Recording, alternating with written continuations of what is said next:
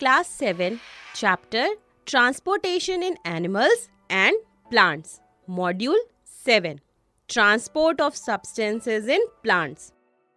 Hello friends, हमने chapter nutrition in plants में discuss किया था कि ग्रीन लीव्स सनलाइट एनर्जी को यूज करके वाटर और कार्बन डाइऑक्साइड से फूड प्रिपेयर करती हैं.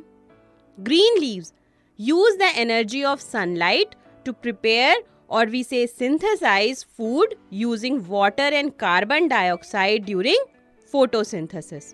हमने रेस्पिरेशन चैप्टर में डिस्कस किया था कि एक ऑर्गेनिज्म के हर सेल को लाइफ प्रोसेस के लिए एनर्जी की ज़रूरत होती है और ये एनर्जी फूड से मिलती है. Every cell of an organism needs energy to perform life processes, and food is the source of energy. So every cell of an organism needs food to get energy by the breakdown of glucose, food. यानी organism की body के हर एक cell को food चाहिए जिसके breakdown से energy produce हो सके. इसका मतलब प्लांट को एक ट्रांसपोर्ट सिस्टम की ज़रूरत है जो रूट्स से एब्जॉर्ब्ड वाटर और मिनरल्स को लीव्स तक ट्रांसपोर्ट करे जिससे फूड बनाने में हेल्प हो और लीव्स में जो फूड प्रिपेयर हुआ है, जो फूड बना है, उसको प्लांट के हर एक पार्ट तक ट्रांसपोर्ट करे. समझ आया आपको? So why does a plant need a transport system? A plant needs a transport system to transport water and minerals absorbed by the roots up to the leaves, transport the food prepared by the leaves to all the parts of the plant that cannot make food. अब plants में ये जो transport system है इसको क्या कहते हैं पता है आपको? Plants में transport system को vascular system कहते हैं. क्या कहते हैं? Vascular system. और इस सिस्टम में लॉन्ग ट्यूब्स या वेसल्स होते हैं. The transport system in plants is called vascular system and this system consist of long tubes और vessels.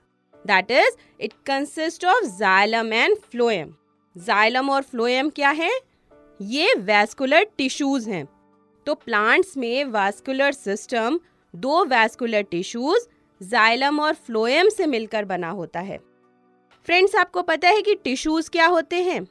A tissue is a group of cells that performed specialised function in an organism. यानी tissue cells का वो group है जो किसी भी organism में एक स्पेशल फंक्शन परफॉर्म करता है. जाइलम क्या है? जाइलम वो वैस्कुलर टिश्यू है जो प्लांट में वाटर और डिसॉल्व्ड मिनरल्स को ट्रांसपोर्ट करता है. The vascular tissue for the transport of water and minerals dissolved in water in the plant is called the xylem. समझ आ गया? और फ्लोएम क्या होता है? फ्लोएम वो वैस्कुलर टिश्यू है जो प्लांट में फूड को ट्रांसपोर्ट करता है.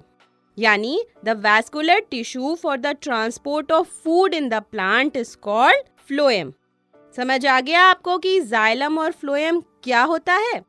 फ्रेंड्स, जाइलम और फ्लोएम ये प्लांट्स में कहाँ पर पाए जाते हैं? जाइलम और फ्लोएम प्लांट के सारे पार्ट्स में प्रेजेंट होते हैं जैसे कि रूट्स, स्टेम, ब्रांचेस और leaves. Xylem and phloem are present in all the parts of the plant like roots, stem, branches and leaves.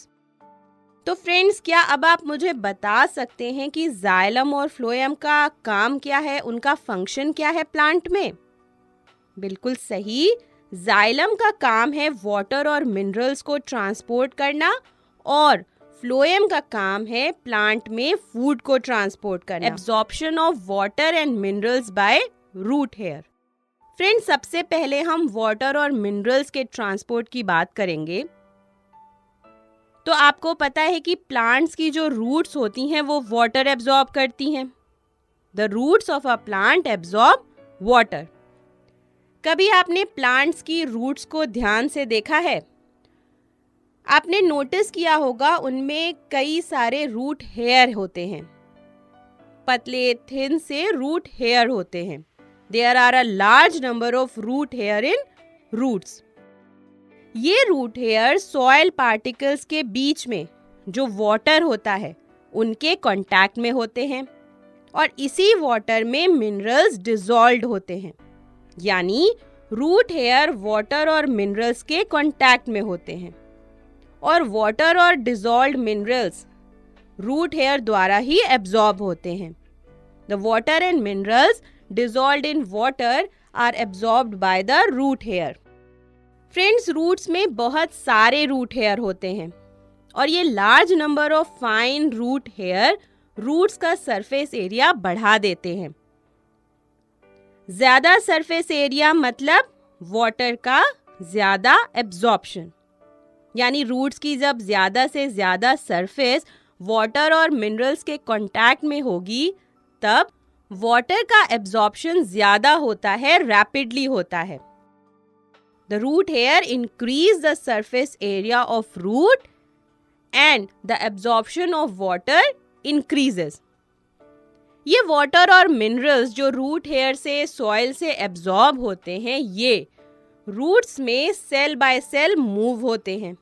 यानी एक सेल से दूसरे सेल में जाते हैं. ये मूवमेंट होता कैसे है? ये मूवमेंट होता है एक स्पेशल प्रोसेस से जिसे हम ऑस्मोसिस कहते हैं.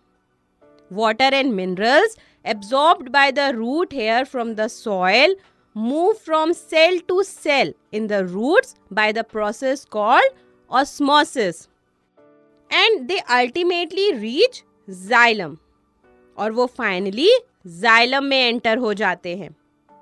आप ये पिक्चर में देख सकते हैं कैसे वाटर रूट हेयर से एब्जॉर्ब होकर सेल बाय सेल ट्रांसपोर्ट होकर अल्टीमेटली जाइलम वेसल में पहुंच गया है.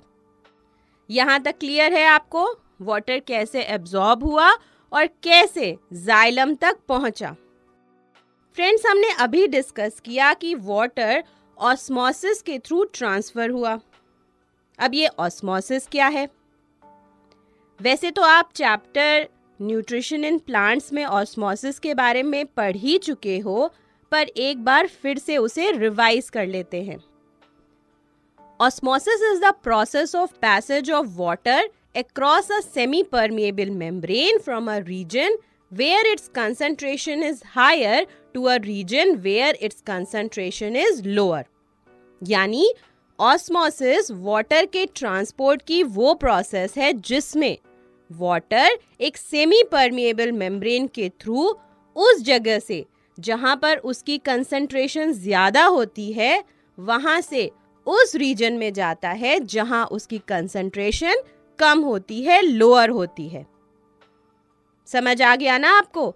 सो water gets absorbed by the root hair, move from cell to cell by the process of osmosis and ultimately enters the xylem vessels. Clear? Good. तो water और dissolved minerals कहाँ पहुंच गए? Xylem में. अब फ्रेंड्स, हमने पढ़ा था जाइलम जो होता है वो पूरे प्लांट में पाया जाता है और ये एक कंटिन्यूअस चैनल्स फॉर्म करता है पूरे प्लांट में, रूट से लेकर लीव्स तक, स्टेम में, ब्रांचेस में, और इस तरह से ये पूरे प्लांट में वाटर को ट्रांसपोर्ट करता है. Xylem transports water to the entire plant. अब आगे बढ़ने से पहले हम एक एक्टिविटी करेंगे ये देखने के लिए कि जाइलम ही प्लांट्स में वाटर को कंडक्ट करता है. To show that xylem conducts water in plants. और ये एक्टिविटी करने के लिए हमें क्या क्या चाहिए? हमें चाहिए एक कोनिकल फ्लास्क, रेड डाई, सेफ्रोनिन और इयोसिन, एक छोटा सा प्लांट, एक ब्लेड और माइक्रोस्कोप. कैसे करेंगे ये एक्टिविटी? सबसे पहले क्या करेंगे? सबसे पहले रेड कलर डाई को यानी इयोसिन या सेफ्रोनिन को वाटर में कोनिकल फ्लास्क में डिसॉल्व करेंगे. अब एक छोटा सा प्लांट लेंगे जिसकी स्टेम सॉफ्ट हो और इस प्लांट को कोनिकल फ्लास्क में रेड कलर्ड वाटर में डाल देंगे. ये जो सेटअप हमने तैयार किया है इसे करीब हाफ एन आवर के लिए छोड़ देंगे, अनडिस्टर्ब्ड रख देंगे। हाफ एन आवर बाद इस प्लांट को आप बाहर निकालें और स्टेम का एक थिन सेक्शन काटें। अब अगर हम इस थिन सेक्शन को माइक्रोस्कोप में ऑब्जर्व करें तो हम क्या देखेंगे कि वैस्कुलर टिश्यू का वो पोर्शन यानी जाइलम, वैस्कुलर टिश्यू का वो पोर्शन जिसमें जाइलम है वो रेड कलर का दिख रहा है। The portion of the vascular tissue that contains xylem is stained red. और इस ऑब्जर्वेशन से हम क्या कंक्लूजन निकालेंगे? इस ऑब्जर्वेशन से हम ये कंक्लूजन निकालेंगे कि xylem conducts water through the stem. Xylem stem से वाटर को कंडक्ट करता है। तो हमने अभी तक क्या क्या पढ़ा है, मेन पॉइंट्स को रिवाइज कर लेते हैं।